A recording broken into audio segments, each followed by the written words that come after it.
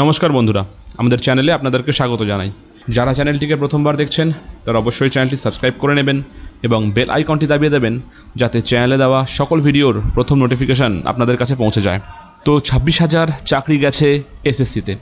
এই চাকরি হারাদের অবস্থা এখন খুবই খারাপ, মোটামুটি প্রত্যেকে আমরা সেটা দেখতে পাচ্ছি, এবং তারা কিন্তু কন্টিনিউয়াস চেষ্টা করে যাচ্ছে যে কোনো উপায়ে তাদের চাকরিটাকে ফিরিয়ে আনার। তো এখন তারা যেটা কিউরেটিভ পিটিশন করতে চলেছে, সেই কিউরেটিভ পিটিশনে কিছু কিছু পয়েন্টস তো অবশ্যই আছে যেটা দিয়ে তাদের ফিরে আসতে পারে হারানো চাকরি। একটা অস্ত্র আজকে পাওয়া গেছে, তাদের জন্য এই ভিডিওটি খুব হেল্পফুল হতে চলেছে। সবাইকে আমি স্ক্রিনে দেখাচ্ছি, দেখুন লবির থেকে একটা পোস্ট করেছে আজকে, যে candidate can't be punished for commission's mistake, supreme court orders reinstatement of Jharkhand teacher. ঝাড়খণ্ডের এটা একটা কেস।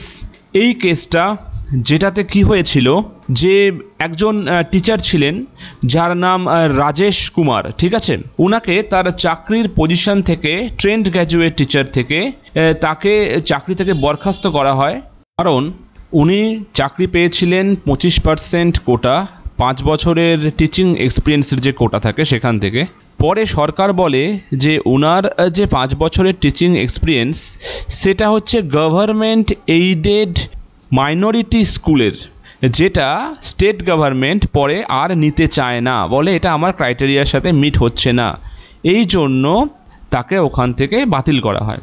তো যখন সুপ্রিম কোর্টে যখন কেসটি যায়, তখন চিফ জাস্টিস ভিআর গাভাই এবং বিনোদ চন্দ্রন স্যার এই কথা বলেন যে হ্যাঁ মানছি, আপনারা ঠিক বলছেন যে 25% রিজার্ভেশন আছে ফর গভর্নমেন্ট এলিমেন্টারি স্কুলে 5 বছরের জন্য, কিন্তু ব্যাপারটা এরকম দাঁড়িয়েছে যে কুমার তো এলিজেবল ছিল না, এটা তো আপনারা প্রথম থেকে জানতেন। তাহলে ঝাড়খণ্ডের স্টাফ সিলেকশন কমিশন কেমন করে তখন তার অ্যাপয়েন্টমেন্ট লেটার ইস্যু করে এবং তার এই অ্যাপ্লিকেশনটাকে গ্রহণ করে?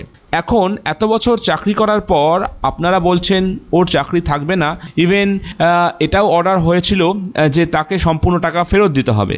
তো এটা তো ঠিক নয়, কারণ আপনারা ভুল করেছেন, তার জন্য একজনের চাকরি এখন চলে যাবে, প্লাস তাকে আবার টাকা ফেরত দিতে হবে। তো এই সম্পূর্ণ ব্যাপারটাকে আমাদের সুপ্রিম কোর্টের চিফ জাস্টিস স্কোয়াশ করে দেন এবং তাকে আবার চাকরিতে ফেরত যাওয়ার অর্ডার দেন।